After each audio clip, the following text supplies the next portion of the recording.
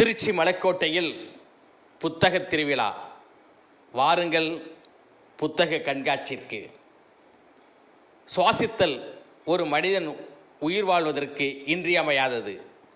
நாம் மனிதநேயத்தோடு வாழ்வதற்கு வாசித்தல் மிகவும் இன்றியமையாதது.